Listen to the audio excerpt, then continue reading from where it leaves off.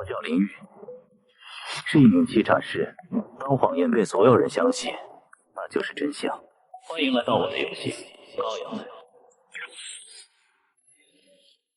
我不是死了吗？这里是什么地方？欢迎来到死亡游戏，在这里，我们将给予有强烈生的渴望的死者一次重新来过的机会。参与游戏即可获得新生。请问是否选择参加？难道是某位神明打造了这个游戏，被选中后参加就有机会复活？难道我还有的选吗？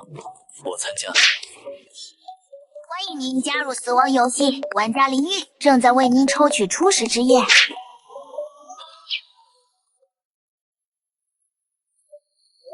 恭喜您获得唯一职业欺诈师。你对他人进行的欺诈，若被人相信，会在一定程度上成真，其成真的程度取决于他人对你的相信程度。初始职业生成完毕，即将加入游戏。游戏名称：谁是外来者？通关条件：杀死所有不同阵营的玩家或存活至规定时间。本场游戏人数7人。各位，你们是不是和我一样看见了奇怪的东西，然后来到了这里？经常看沙雕动画的朋友应该都知道，我们不是穿越便是重生，也或许是被神明眷顾之人，从此改变人生。什么狗屁神明，老子跑这鸟不拉屎的地方来干嘛？或许这也不是什么坏事吧，毕竟我们还有机会。狗屁不通，那个神明耍我们怎么办？好了，别吵了，神灵的事不管，在这游戏，我们就是一条船上的人。一条船，这可不一定。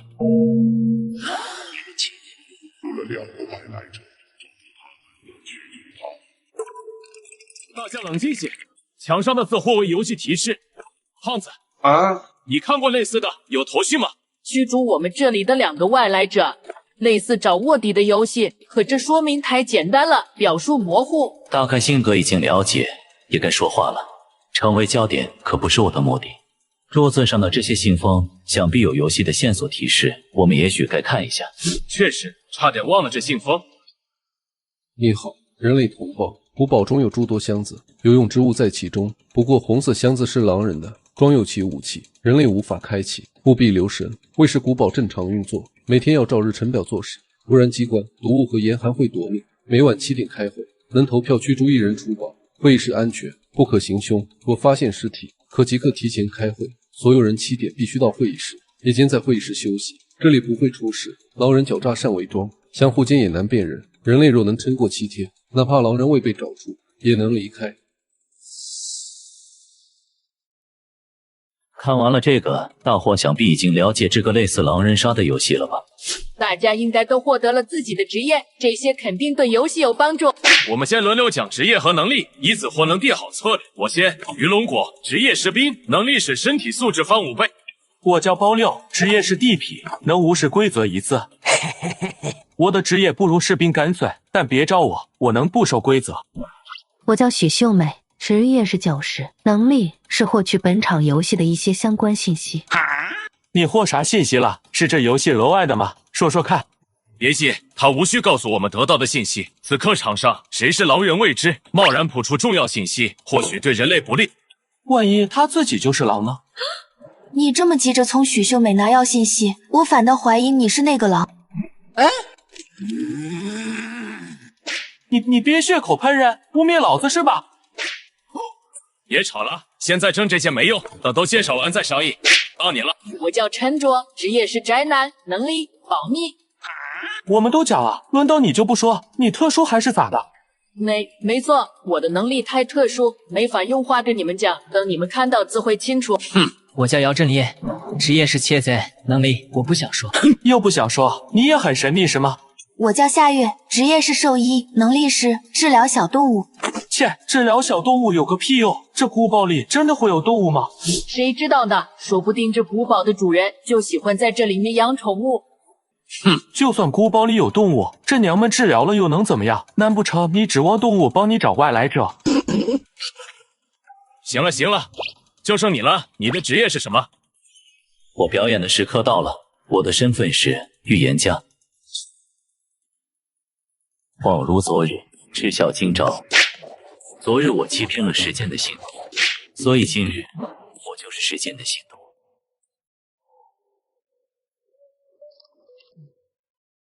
我的身份是预言家，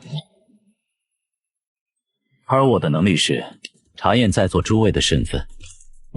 既然是预言家，不可能，哪有这么赖皮的能力？你就是胡言乱语，挑拨离间。你说你能查验身份，可这游戏叫谁是外来者，与身份有关，你的能力太匹配了，我觉得你在说谎。没错，我们的职业在游戏开始前就定了，按理职业能力不应和游戏内容直接有关。不过嘛，要知道在狼人杀里，通常都会有预言家这么个身份。能力并未生效，这帮人果然没那么好骗。不过我的表演才刚刚开始。没错，我的身份是侦探。什么意思？我的能力其实是知晓对方一个隐藏的秘密。那放到这场游戏中，不就是可以查验身份了吗？那你为何起初不如实告知？应该没有人希望自己的秘密被人窥探吧，不是吗？原来如此，难怪你一开始这么说。知晓别人的一个秘密，这样确实合理多了。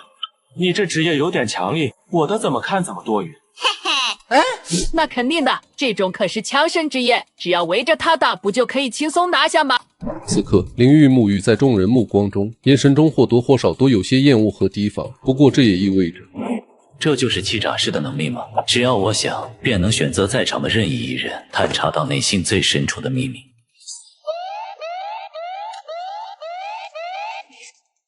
这听起来像是在楼上。为什么突然响了？难道是狼人要开始行动了吗？别紧张，这不是狼人的讯号，信上曾说过，我们要按照日程表上完成对应工作，不然就会被抹除。不还是一个意思吗？日常表在哪里？众人也纷纷围了上去，看着日程表上密密麻麻的任务，虽然没人喜欢做，但也不会有人拿生命开玩笑。这么多任务，狗毛呢？搁着破游戏来上班了。分头行动吧，我去修理发动机。你不能就这么走了。小子，你什么意思啊？没看见时间在消失吗？别以为是个侦探就了不起。你是想单独行动吗？狼人可最喜欢落单的，虽然任务紧急，即使是分开，也必须是成组。没错，狼人杀最忌讳的就是单走了。这我也赞成，时间紧迫，我们7个人就两两分组好了。可最后一组岂不是说……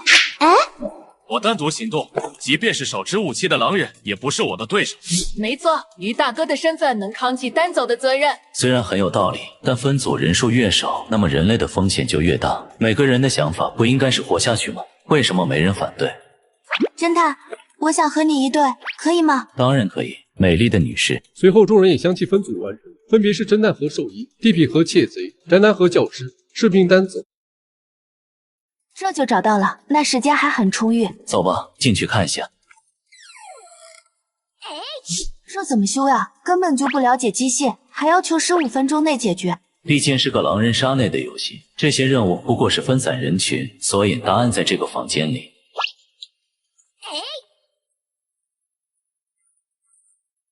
头绪这不就来了？不愧是侦探呀，嗅觉太敏锐了。而这个册子也如林玉想象般那么简单，他们很轻松就找到了解决问题的方法。需要去杂物室拿润滑油是吧？我去吧，路上我有看见。我们分为2人一组，就是为了避免单独行动。但是时间紧迫，你来继续研究机器吧，不用担心我，反正这条命是捡来的。也好，1楼做任务的只有宅男和教师，你快去快回，时间控制在5分半内，这样会安全一些。肯定快去快回了，有倒计时的嘛。狼人在这里是属于动物吗？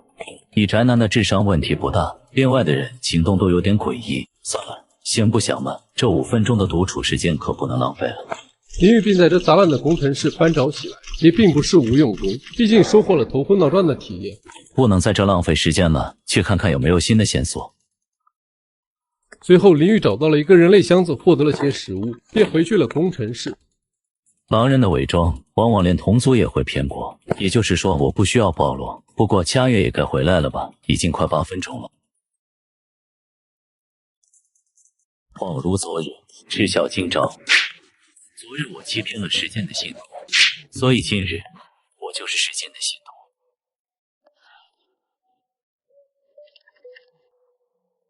在这个狼人杀的游戏里，人类和狼人到底谁是外来者？或许预言家的身份该摘掉了。抱歉，润滑油放的有点高，费了一点功夫。还好没有耽误太久。林玉，说起来，你现在发动过侦探的能力了吗？我还没发动。啊？为什么不用？你打算怎么用呀？说实话，侦探的决定游戏走向的信息位，必然是狼人首要击杀的。对你们来讲，我第一天验好人无妨，能少个怀疑的。但对我，第一天没把狼人找出来漂亮，第二天若有俩狼人请相认，我处境生气，你也不会。有点迷糊，你打算怎么用呢？第一天的查验，我会留到最后的会议环节，到时根据发言推理，找最可疑的锁定身份。真厉害啊，侦探！感觉有你在的话，这个游戏会轻松不少呢。走吧，去1楼继续下一个任务。啊，他娘的，这坑爹任务害得我手都被磕了一下。确实啊，六哥，这任务真他娘恶趣味。下个任务在哪来的？算了，不管了，先去找找其他人吧。小心点，他俩可能是狼人，先躲起来。这古堡也是真够大的。是啊，你说这主人住这里头，半夜起床上厕所，不得拉裤兜子眼？不是我说，这鬼地方真的住过人吗？那个侦探，你为什么说他们两个是狼人？他们的2个任务都在3楼，并且预计时间最少15分钟。我们完成一个的情况下，他们去1楼干什么？好像有说是去找人。人类有必要找人吗？也就是说，这2人很可能是狼人。至少在我这里，他们形迹可疑。随后，他们赶紧前往下一个任务场景。不知不觉，随着钟声的响起，他们也回到了会议室。哟，真是意外，今天竟然没有死人。哎，喂，士兵，你这话什么意思啊？没有死人难道不好吗？哼，当然是好事，但意味着狼人更能隐忍。若今天相认，就有突破口，2两分组意义在此。但你这说法太残忍了。哎，别天真了，在这游戏中，哪怕狼人不杀，人类也要淘汰2个狼人，淘汰即死亡。听了士兵的话，众人的表情都略显凝重。好了，我觉得人类赢面大，狼人没出刀，相当于浪费轮次。并有侦探在，好人能锁定身份，狼人已是劣势。而众人的目光也随之看向林雨。姚正业和包六鬼随抱团，沉着态度转变。鱼龙国单走可以，下月行迹诡异，但能力不能不用。随后，林玉向包六发动了侦探的能力，得知了包六狼人的信息。侦探，快说查验信息！现在的最佳策略无疑是说出包六是狼人。但这游戏真的那么简单吗？我查验了，但是抱歉，我不能说结果。查了就说，当什么谜语人？侦探，查到啥说出来都是最佳选择。公开未必有利，若查到是人类呢？想想吧，蠢货们。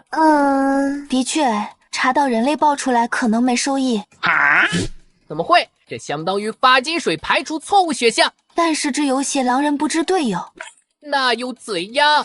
狼人第一天不杀人，也许是怕叨叨队友。原来如此，好人狼人视野都小，所以你不说是怕给狼人目标缩小其找队友范围。也不算蠢到家。那今天怎么办？不提名任何人，等明天查验结果再决定。白天平安，晚上平安夜。明天查到人类怎么办？查到人类也公布，剩下5人中出2狼好汉，说不定明天就查到狼人呢。2/5的概率，查到人类可能性更大。因为林玉没有爆出查验信息，大家也都默认今天不做任何投票。夜晚，他们需要在会议室中度过。很快，沉重的钟声响起，宣告着12点到来。我要探查鱼龙国的秘密。等到明天就可以印证一下我的猜想到底正确与否。而无论明天结果如何，猜想正确与否，这个游戏都会迎来终结。当然，也有可能是自己在印证的过程中死去，毕竟那个印证方法可能会有些危险。命运的齿轮开始转动，黑暗中的希望即将觉醒。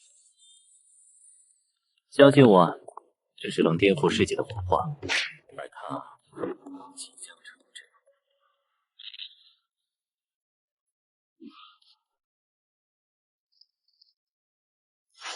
咋呀，侦探哥？走，兽医妹。兽医妹可真难听。这和侦探哥有什么不同？好了，别再私聊了，我们赶紧分配任务。每组负责的区域还是和昨天一样，这样熟悉地形构造能更轻车熟路一点。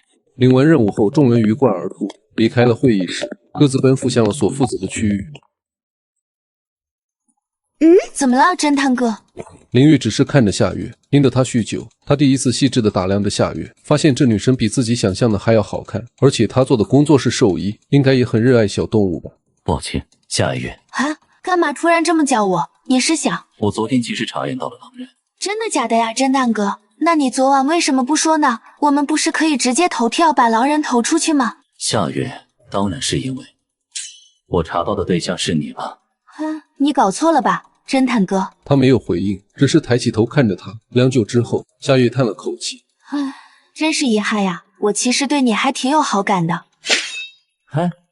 而且我也没做好杀人的准备。我真好奇，你是什么时候开始怀疑我的呢？又是为什么怀疑我呢？”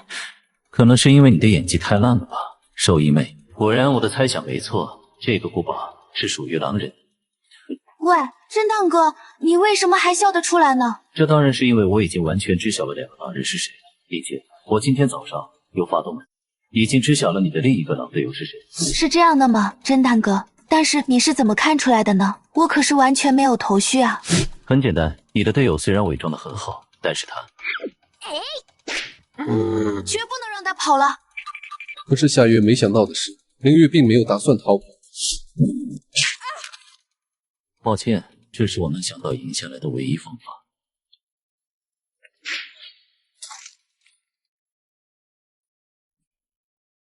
喂，林玉，你怎么一个人？夏月呢？我不知道。哎，我和他走散了，我也正找他呢。还有，你们要是看到他，记得让他来1楼找我。5、4、3、2。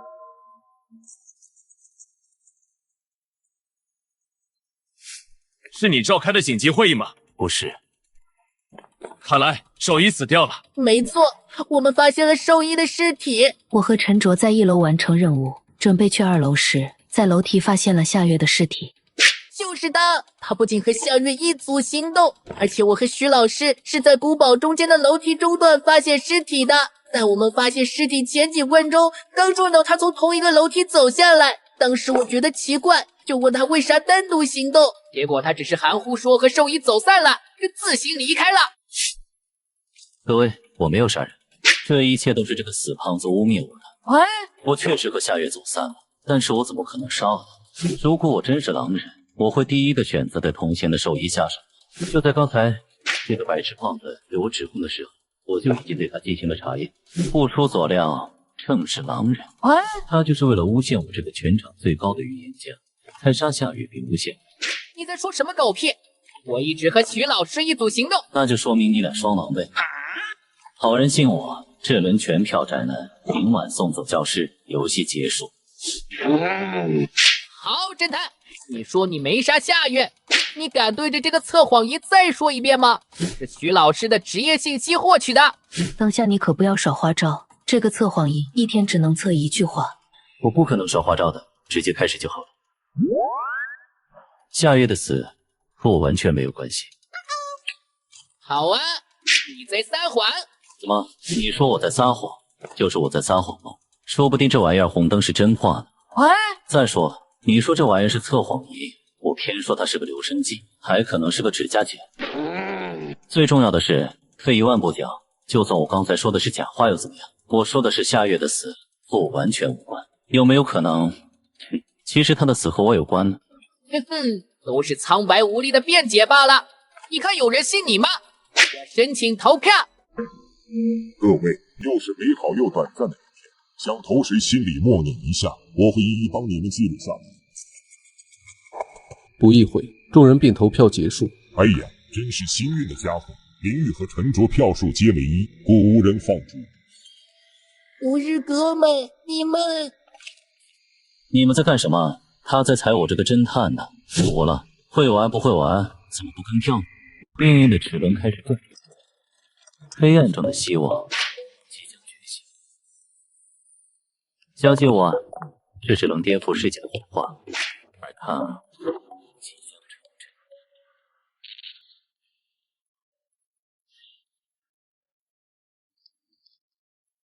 时间来到了第二天，又是新的一轮任务。尽管杀了夏月，但林玉还是神色如常。你的搭档已经死了，不管你是不是凶手，接下来你打算如何行动？当然是和你一组，士兵大哥，你可得死死盯住这个狼人。但我觉得还是单走比较妥当。倘若我真是狼人，你这样做岂不是拿于大哥的性命开玩笑？于大哥，你拥有士兵的能力，身体素质可是常人的5倍呀！别在这慷他人之慨，宅男，你难道不清楚狼人可能持有利器吗？就算身体素质强5倍，也不能让士兵轻易射线。好了好了，别再争了。行，就按你说的办。领完任务后，众人也都纷纷离去。昨晚的一番表演，想必他们都认为我是狼人了吧？除了陈卓，其余的狼人应该多多少少对我放下了戒心。侦探哥，林哥在做任务呀。你是窃贼，怎么一个人过来了？你的队友呢？我警告你，别靠近。大哥，我知道你是狼人，咱们是队友呀。你看，这是我的狼人专属武器。你竟然也是狼人？等会儿，该不会是你用窃贼的能力偷了我队友的武器，故意来骗我的吧？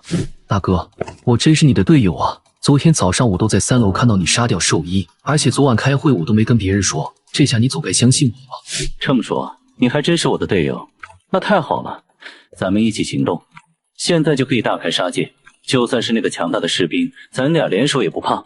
但是侦探哥和我同组的地痞好像也是狼人，我们昨天就互相表明身份。随后姚振业便详细叙述窃取地痞武器和两狼相认的历程。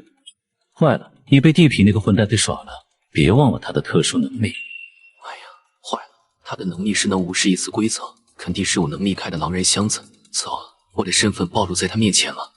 我刚刚用了今天的侦探能力，地痞的身份其实是人类。那怎么办，侦探哥？别着急，他昨天的会议上没有检举你，说明他暂时还不想把你的身份说出去。以他自私暴躁的性格，很可能打算自己一次性指出2个狼人，或者干脆自己动手杀狼人。这地痞确实，那我们现在怎么办？林哥，先下手为强，你去偷袭把他杀了。大哥，你说的对，我这就去杀了他。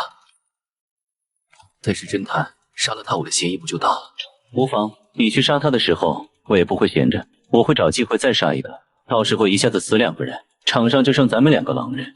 昨天投票你也看到了，只要咱们把票绑死，就不会被投出去。姚振业此时愣是被忽悠去了，提起斧子就想行动。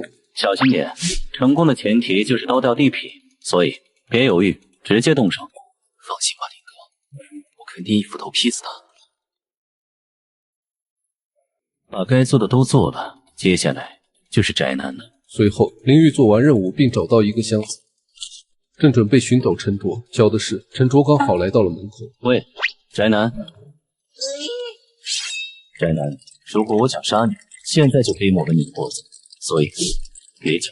你别冲动，徐老师只是在给第2个任务收尾，让我先过来，他很快就会过来的。你杀了我，这次你肯定会被票走。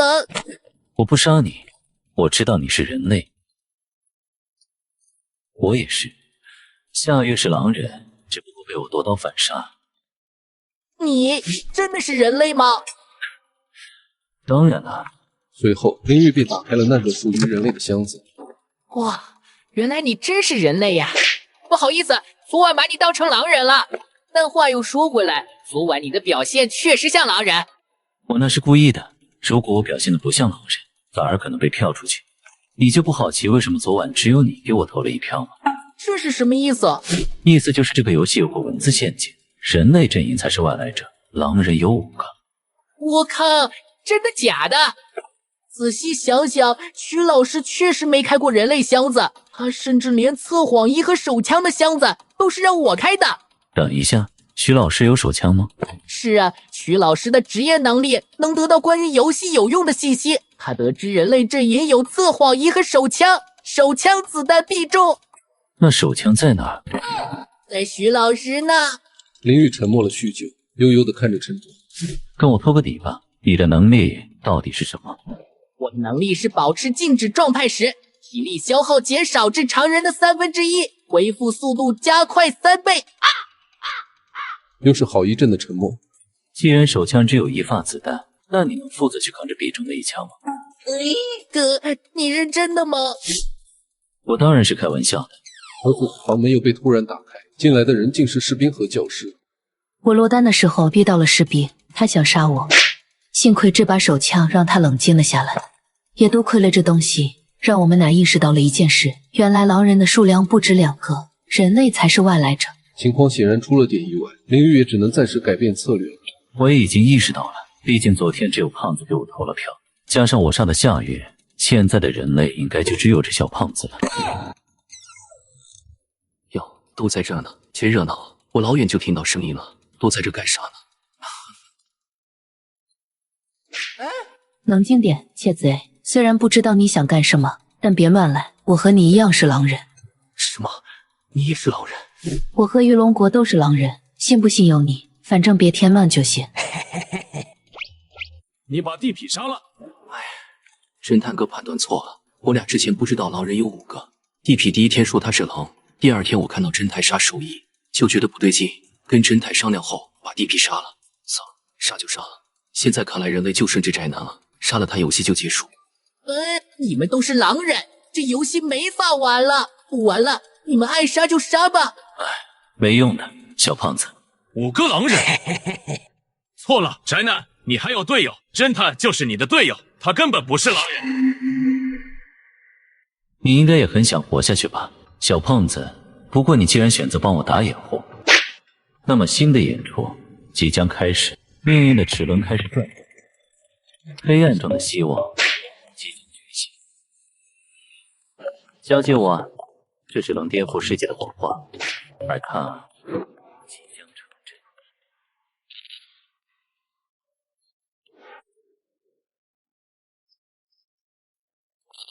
你凭什么说我是狼人？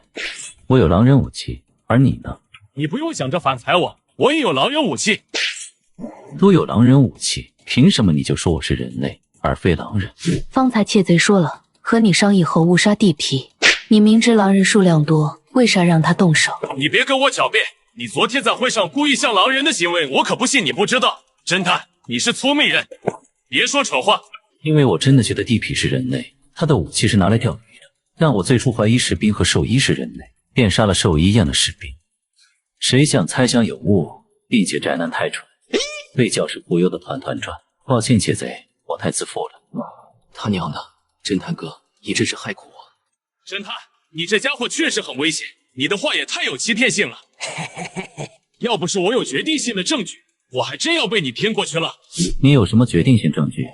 你那把匕首是兽医的，我在第一天做完第一个任务就在到处闲逛，恰好撞见他单独锁进了杂物室。后面我进去，发现了一个被打开过的狼人武器箱。别挣扎了，侦探，这个游戏人类本来就几乎不可能胜利。你能杀死兽医，射箭害死地痞，已经很出乎我的意料了。但有没有可能，我确实是狼人呢？你是也无所谓。林玉，狼人有5个，无论如何，我今天都会杀了你。还有什么遗言吗，侦探？通过这几天的观察，已经了解的差不多了。不过还有个漏洞，这次又输给你了。你说又是什么意思？我们见过吗？别管这家伙了，他可能是故弄玄虚。你到底想说什么？喂，宅男，你喜欢弹丸论破和名侦探柯南对吧？你喜欢侵犯会员 I 吗？你怎么知道？徐老师，你带的是毕业班吧？但班上应该有几个头疼的学生，而且你自己的孩子学业也很让你头疼，不是吗？你怎么知道？窃贼，其实我还挺喜欢你的。虽然你是小偷，但其实你也不容易，而且也没偷多少东西。我觉得你家里人确实对你太差了，死了这次，你很想出去以后好好做人吧？侦探，你为什么知道这些？就剩你这个漏洞了，所以发动今天的能力，探查玉龙国内心最深处的秘密。还有你，玉龙国，我一直都不喜欢你，不过你也挺惨的，你其实很放心不下你妈，是吧？尿毒症，即使换了肾，也需要你照顾。你他妈的到底想干什么？大家每个人都有不得不活下去的理由，这一点我很清楚。我很清楚你们都不想死，如你们所想的那样，这并不是我第一次进行这个游戏了。虽然你们无法保留记忆，但是这个游戏在我这里已经进行了10余次，所以我才了解你们，知晓你们每个人为何想活下去的理由。虽然不知道你说这些是干什么，但这是你用侦探能力得出来的吧？且不说现在是第3天，我如何知道你们4个人的秘密？说着，他便伸手从陈泽的衣兜里掏出了那个测谎仪。测谎仪啊，前几次真是帮大忙了。听好了，我觉醒的并非是侦探，而是唯一职业。职业是玩家，能力是回到。我懂了，林月，你们像《明日边缘》男主一样回到，然后回到过去重新再来一次吗？不错。这不可能，那这样岂不是你是必胜的了？所以我不信，至少他不可能随意回荡，他这个能力的发动一定有某种限制，只需要在他发动回荡之前。为什么你还不回荡？你回荡的条件是什么？你为什么还不杀了我？有武器不用，是因为你很热衷于把人砸死。够了！砸在我头上，就像他妈你当初砸在你班长头上一样。老子要杀了你！等下，士兵，他的回荡条件可能是被杀死。来啊，阿国，你这个走私的叛徒，用走私的钱给你妈治病，你妈一定很骄傲吧？你他妈不许提我妈！怪聪明的呀，姚正义，你又猜出来了。不过下次希望你们能投票把我投出去，不然一次又一次的轮回太痛苦了。那么，鱼龙宫，我们下次见。真是精彩啊！欺诈师。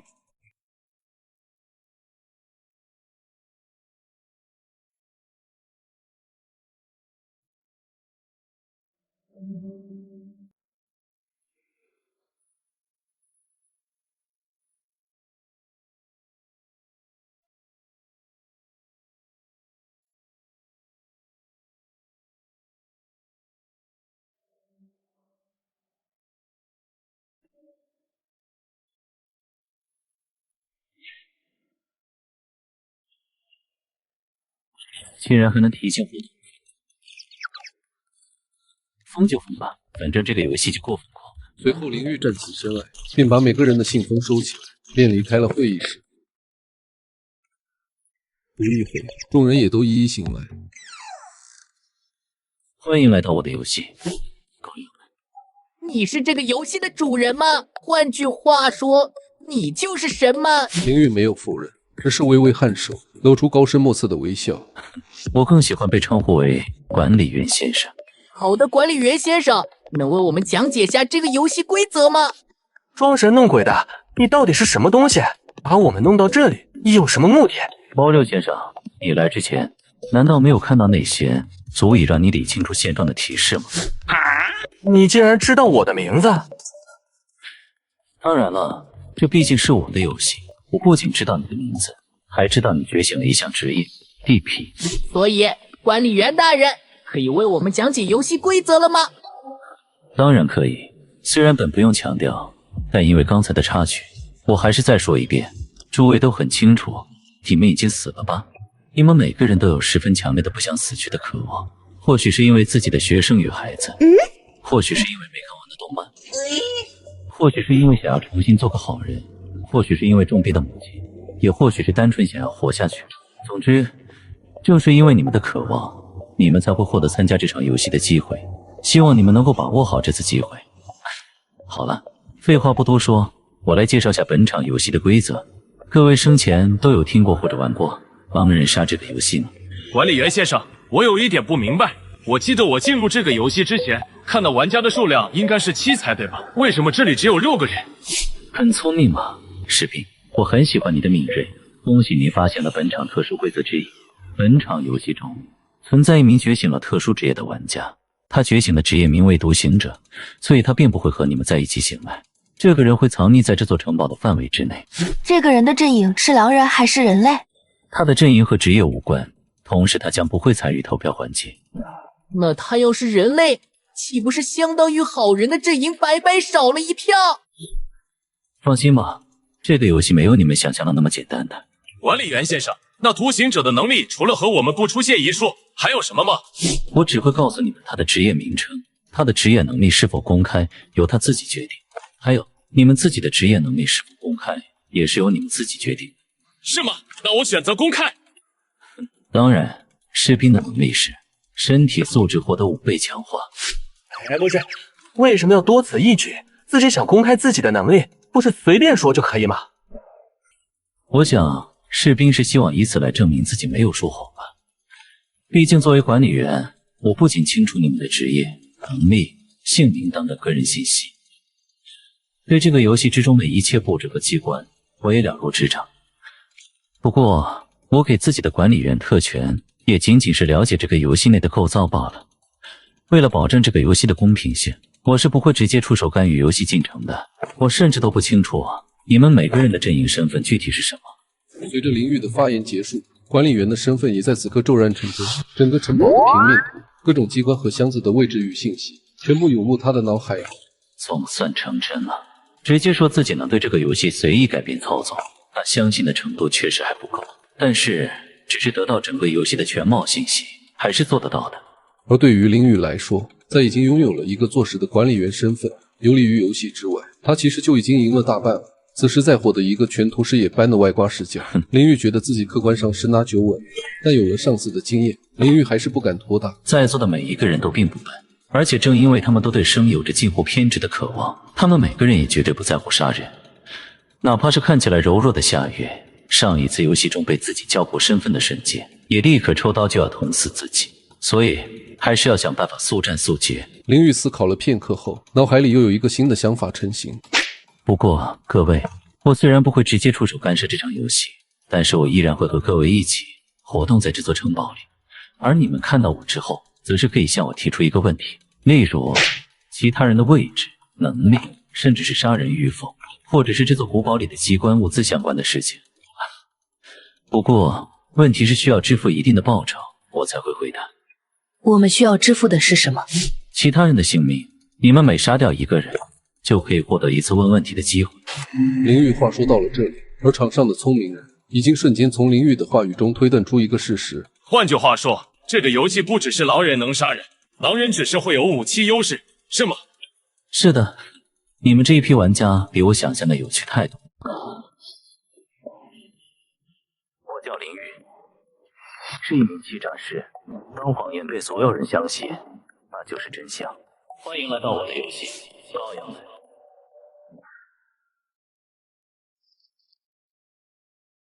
你们这一批玩家比我想象的有趣太多了，所以我决定再给你一个提示，并非关于这场游戏，而是整个死亡游戏的提示。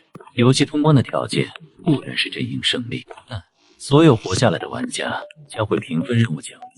任务奖励是什么？时间，亲爱的小姐，或者换种更容易让你们明了的说法，通关奖励就是你们的寿命。这场游戏过后，你们会复活，但是想要一直活下去，就要不断的参加游戏。而你在这场游戏获得的寿命，将会决定你下次玩这个游戏是什么时候。本场新手游戏的通关奖励是7年。在场的人纷纷侧目，他们已经意识到了一点，哪怕是同阵营的玩家，都可能挥刀向身边的人。哎呀，时间差不多喽，我建议你们马上开始行动。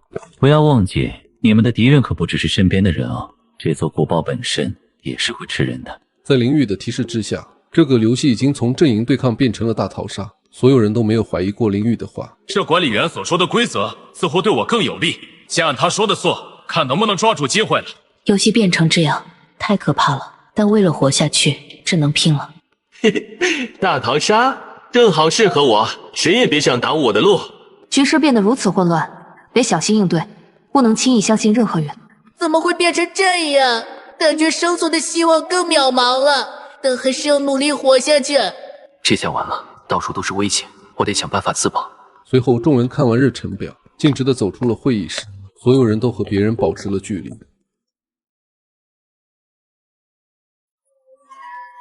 管理员的权限比我想象的还要强大，不仅有着城堡的全地图，还实时更新着人物和箱子。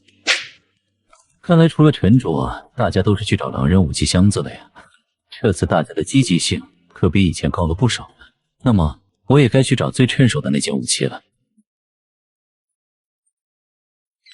林玉随即走进了一间杂物室里，这有个看起来并无什么特别的人类物资箱子，但里面放的就是这个游戏里最极致的暴力代表。这就是上一次游戏中落到许秀美手里的那把枪。有了这把枪，即使再次面对鱼龙国，也有着自保的能力啊。林玉再次看向了地图，而地图上面，姚振野的名字和包六的名字重叠在了一起，就在1楼的另一端。即使你俩没同组行动，看来也蛮有缘分的嘛。片刻之后，姚振野的名字消失了，只余下了包六的名字。看来窃贼是无法战胜地痞的，是时候亲自去看看了。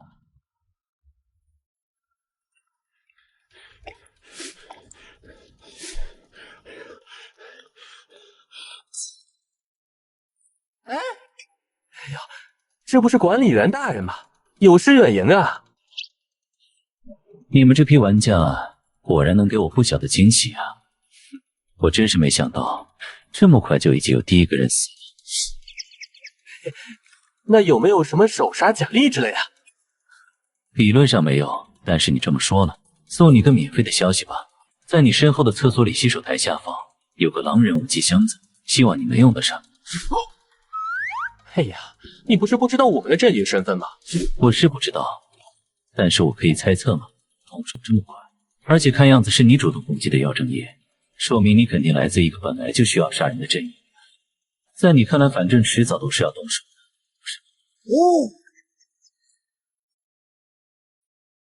他转身走到了这个房间内部，果然从里面拿出了一个狼人箱子。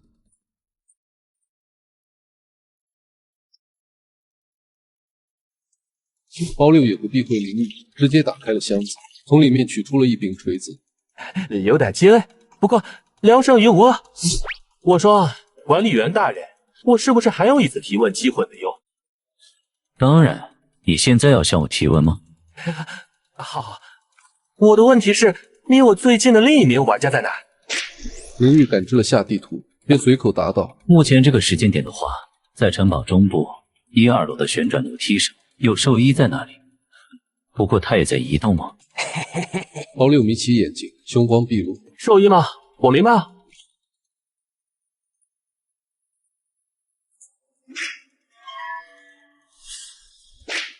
好吧，这样也行，去看一下是什么情况吧。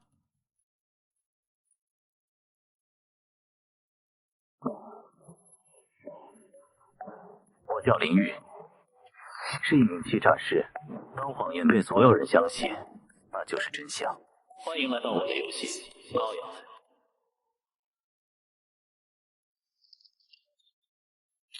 林玉看到了包六的尸体，他的脖子上有一道狰狞的伤口，手臂上也有2道划伤，眼睛瞪得很大，就像是有点死不瞑目一般。啊，原来是你啊，管理员大人。你好，请问你有什么需要问的问题吗？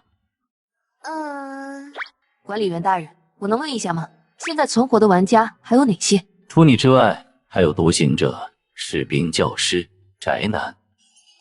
啊，等下，刚刚教师死掉了，真是令人感慨啊！这次游戏只是开始了短短1个小时的时间，就已经死掉了这么多人。上次可是一整个白天都没死人呢。那么，兽医小姐，你的问题我回答完了，我继续去其他地方转转了。祝你好运。告别了夏月之后，林玉的下一个目标自然是鱼龙国。虽然哪怕有了手枪，还是不想面对鱼龙国这个士兵啊，但是该见总是要见的。毕竟枪里这发子弹，大概率都是要留给他的。鱼龙国杀完许秀美之后，并没有立刻移动位置，所以林玉十分顺利的在3楼的图书室找到了鱼龙国。您好啊，士兵。是你啊，管理员，有什么事情吗？当然是看到你已经动手成功了，所以来问一下，你现在有没有问题要问？显然鱼龙国对于林玉主动找上门来这个行为有些意外。想不到管理员同志这么热心啊！至于问题吗？士兵，先别着急问他。你是那个兽医，你想干什么？果然，你确实杀了教师。你先别急着辩，或者对我动手啊！听我说，我杀了地痞，而地痞刚才在1楼杀了窃贼，尸体被我找到了。那么现在场上只有你、我、宅男，还有这位管理员存活了。鱼龙国只是一瞬间就听出了夏月话语中最关键的信息。你的意思是，管理员也是玩家之一，而独行者并不存在？别演了，你根本就是独行者。这个游戏恐怕根本没有管理员。你是如何得出这个结论的？因为死人的速度实在是太快了，让这个游戏之前记载在信件上的那些堪称繁琐的规则都变得没有意义了。阵营划分、会议投票，甚至任务都没有什么做的意义了，因为这个游戏1天之内人就会死完，所以我觉得非常的反常。而这一切的源头都是这位管理员给出的提示，他的提示把这个游戏变成了一个单纯的在封闭空间内互相杀戮的游戏。换句话说，如果去掉这位游戏管理员给出的提示，你觉得我们现在是不是应该正常的在进行游戏呢？还有一点，我们进入这个游戏之后，其实这个游戏本身是很避免强调自己是个游戏的，哪怕是规则的说明，也都是依托于一封信件来完成的。但是偏偏这个家伙闯进来，还大摇大摆的自称游戏管理员，不是很让人奇怪吗？有一定道理，但是不足以说服我，因为只凭这些，不该这么笃定。很好，士兵，你很聪明，这些确实不是我如此确信的理由。我身为兽医的能力是与动物对话，在刚才我对这位管理员的身份产生怀疑之后，我与这里的动物进行了简短的交谈。我问了2个问题，其一是他们有没有看到这座庄园内除了我们6个和管理员之外的第8个人，答案是没有。其二，我问了游戏开始后管理员的行动，他最开始直奔了1楼的一间杂物间，打开了个物资箱子。若他是管理员，他为什么要开物资箱子呢？如此一来，确实让我有点怀疑管理员你可能就是那个所谓的独行者。只是我很好奇，你为什么会那么了解我们？他倒也未必是独行者，了解我们的个人信息很可能是他的职业能力，亦或是这家伙并非是新人玩家，所以有些什么独门方法吧。那么你的建议是？我们一起来试着挑战下管理员吧，毕竟他的目的好像是我们所有人最好都在第1天死完呢。真是精彩的推理啊，夏月，你真是超乎我的想象，我真是小瞧你啊。谢谢夸奖，管理员哥哥。但说实话，我也只是太想活下去了。是吗？那做到这一步，其实还远远不够。因为推理虽然精彩，这场游戏的底色终归还是爆。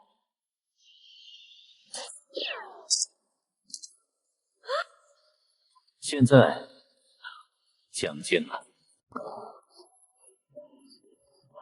我叫林玉，是一名稽查师。当谎言被所有人相信，那就是真相。欢迎来到我的游戏，高阳。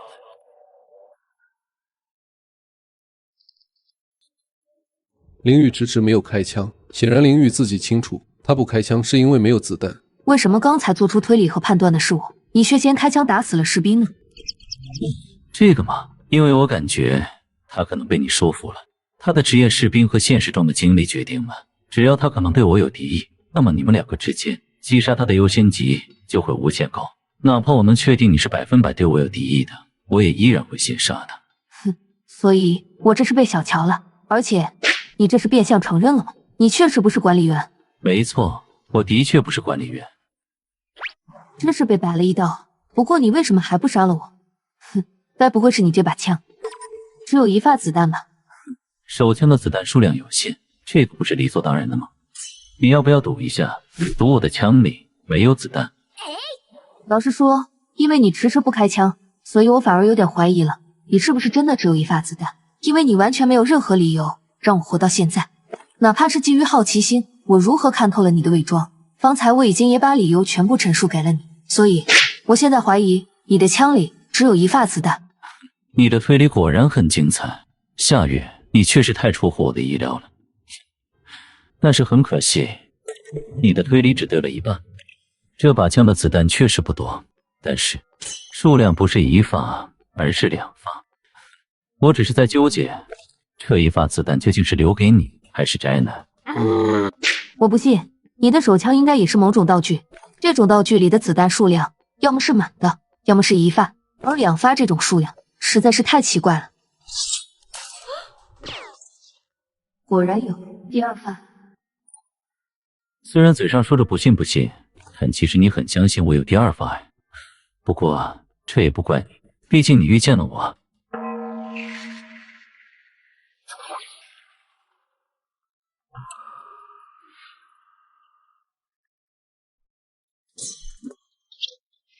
恭喜您通过了谁是外来者游戏的胜利，正在为您结算本次游戏奖励。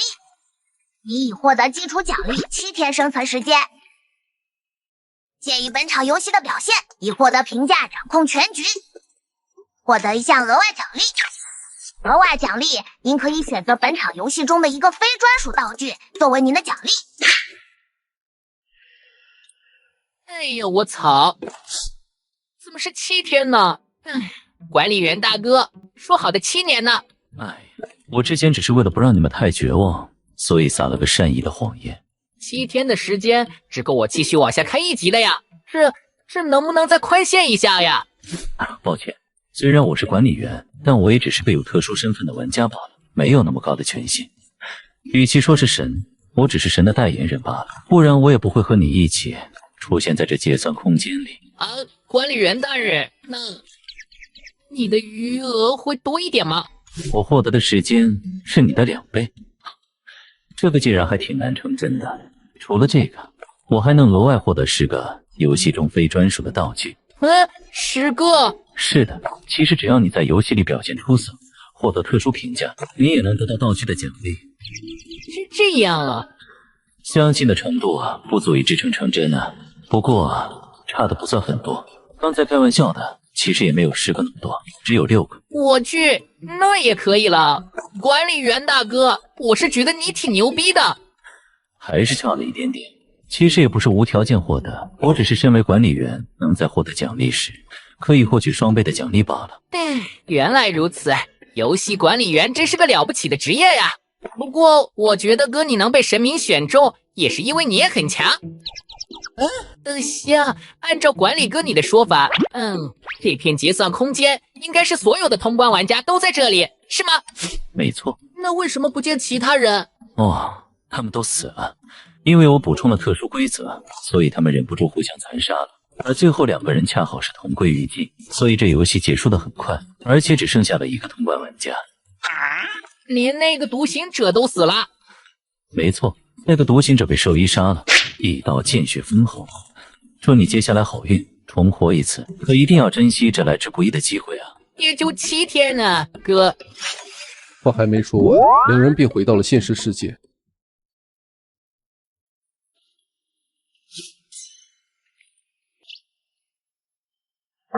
距离下次游戏最晚开始时间6天23小时59分。虽然时间猜错了，但确实，这个死亡游戏真的还有下一场，也足够紧迫的。是时候搞清楚那个杀了我的神经病到底是什么人。欢迎复活，亲爱的学长。命运的齿轮开始转动，黑暗中的希望即将觉醒。相信我，这是能颠覆世界的谎话，而它即将成真。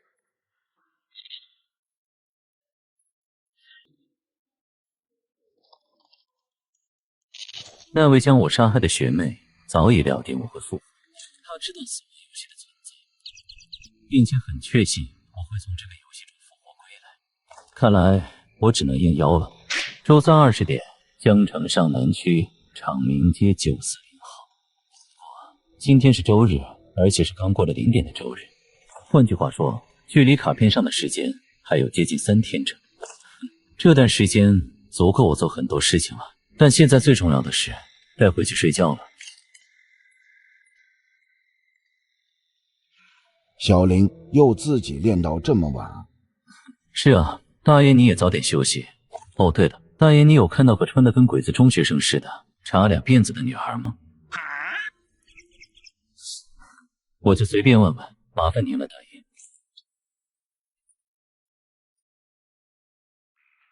林玉躺在床上，不消几秒钟就进入了梦乡之中，一夜无梦。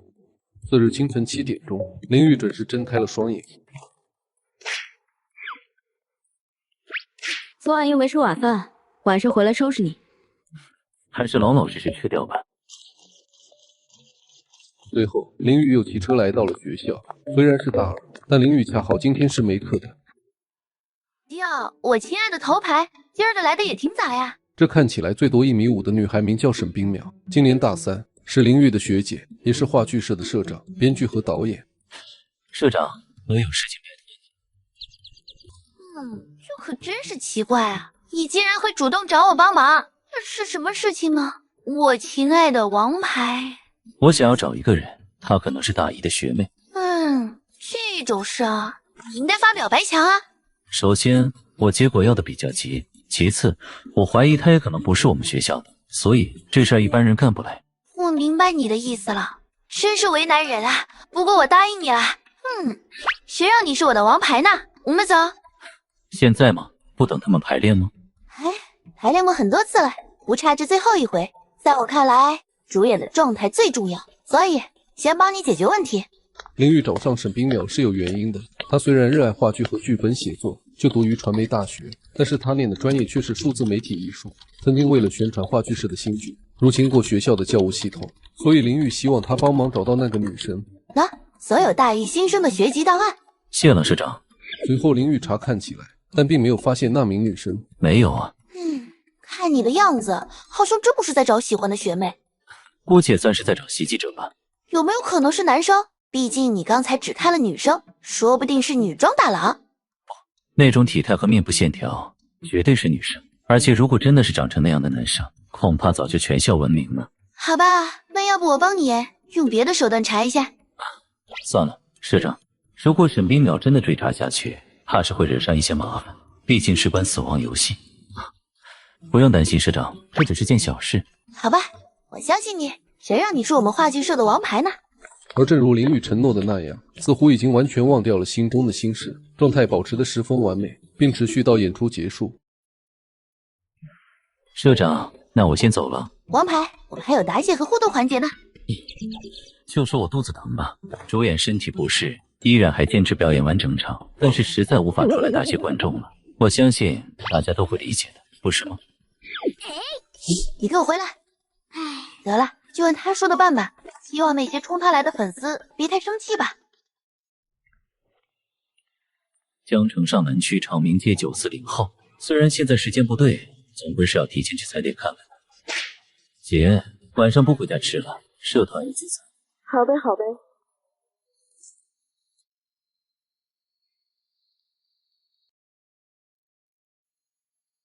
937、938、939、940号套。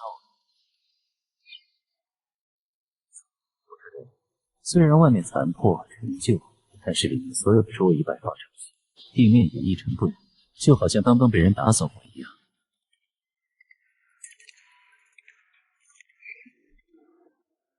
我看到你了，小老弟，别躲了。集会的时间是后天晚上，你来的有点太早了。什么集会？我不知道。第一次来，算算时间，确实是这批新人找到论坛的时间了。论坛，天才漫步繁星，让我们赞美宇宙。欢迎来到我的游戏，各位羊们。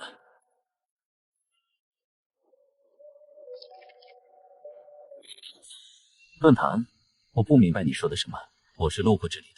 小伙子，且不说你这鬼鬼祟祟来踩点的样子，和我见到的大部分新人一样。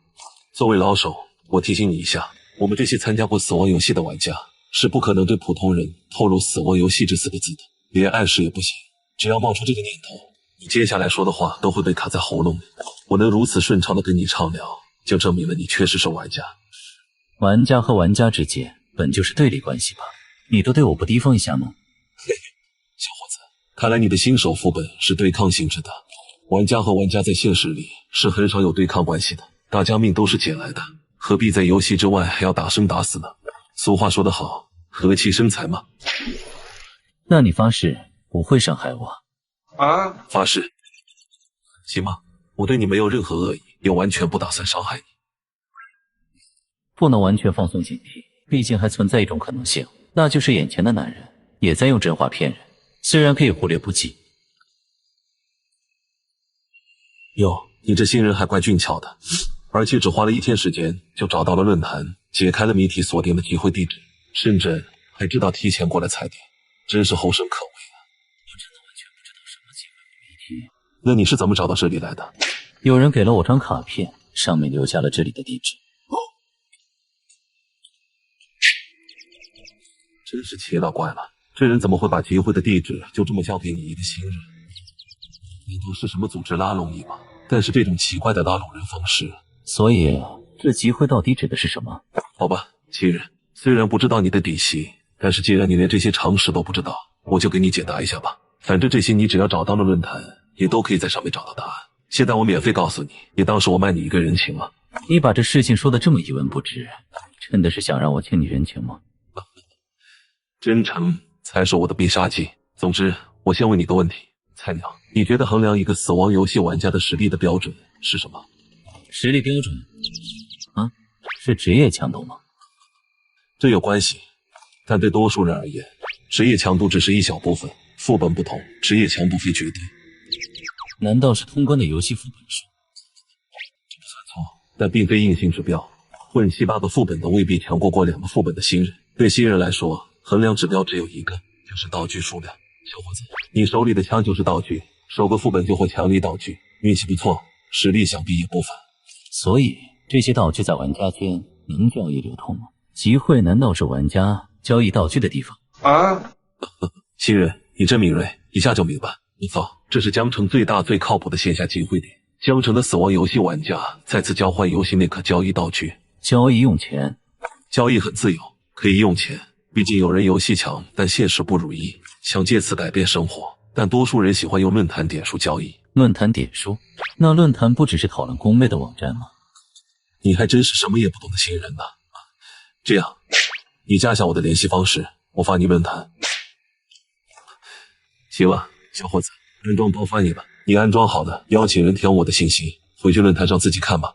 集会是后天，别在这杵着了，被别人看见你跟我说话，可能会惹火上身。和气生财大哥，你很多仇家吗？你要是多过几个副本，你也会有仇家的。怎么，你在新人副本里没遇到结仇的人吗？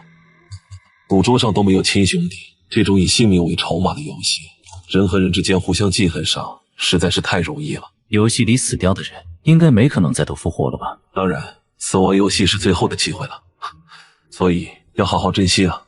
我是很相信人的，你今天来到这里见到我，也是一种缘分。希望后天的集会和下周的集会，我还能看见你吧。我也希望如此。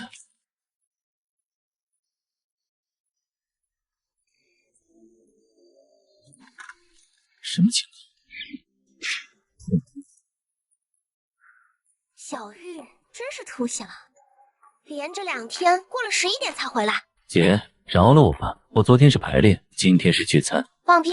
我刚才在店里遇到你们社长了，他说你们社团根本没有聚餐。现在都学会撒谎了是吧？他拿把枪，你是打算帮了我吗？社团的道具我带回来找手感，刚才姐你从黑暗里跳出来，吓了我一跳，拿出来给自己壮胆的。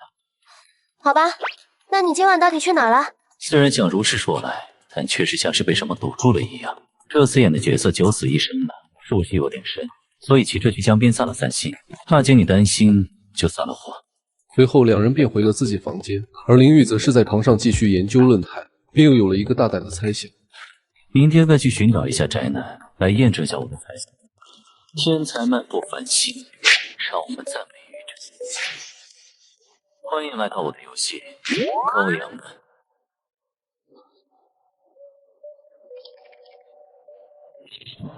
社长，帮我个忙。不来社团还想指使我？昨晚你姐还说你去社团聚餐了，拿我们当挡箭牌是吧？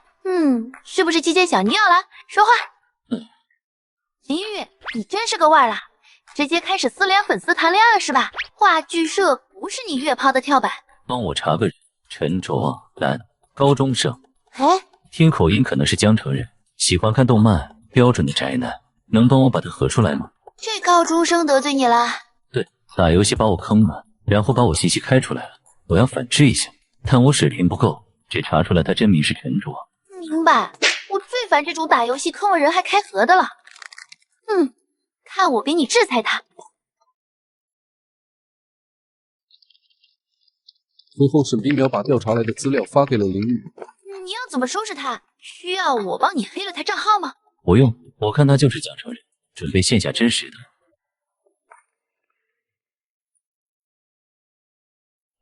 既然在江城6中，那就省去很多麻烦。没想到这小胖子成绩还可以啊。你好，同学，请问高25班在哪边上课？我们就是高25班的，请问您有什么事情吗？你们就是高25班的，那太好了。我是陈卓的哥哥，我来给陈卓送点东西。陈卓的哥哥吗？好吧，是表哥。请问他在哪里呢？他刚才被班上的几个男生带着去1楼的厕所那里了。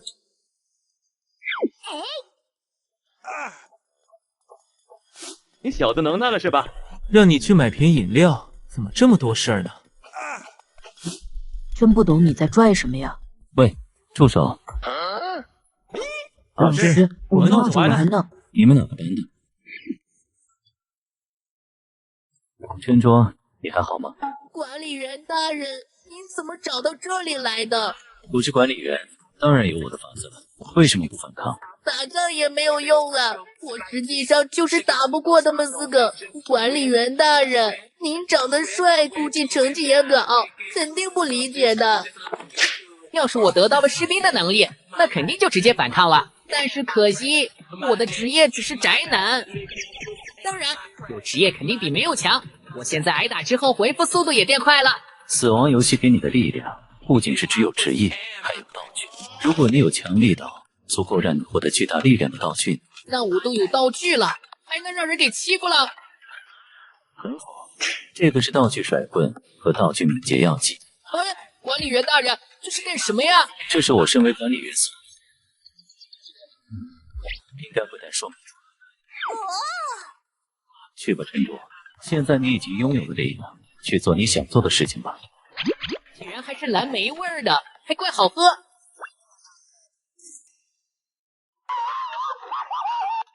以前是不跟你们一般见识，今天实在是忍无可忍了。以后见到我，建议你们避着走。虽然最开始的目的是为了完成欺诈，但从结果来看，还算是做了次好事啊。既然能力可以在现实生效，看来这机会还非去不可。除了陈卓，还得找点其他纯良的玩家。不要在里面打斗，摆摊自己找桌子坐下就可以。标钱不许弄丢，否则会被清退离场。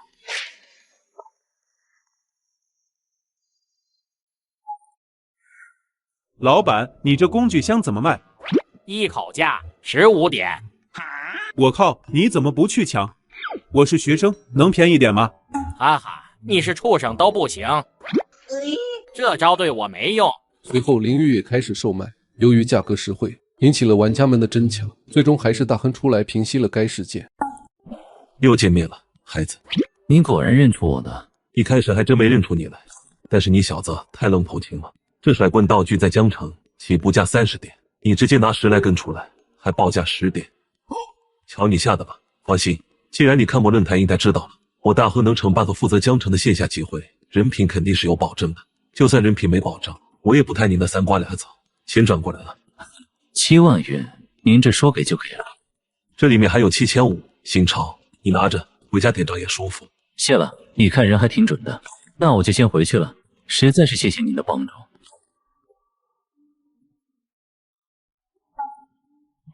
所以这到底是为什么呢？老大，您为什么对这小子这么器重？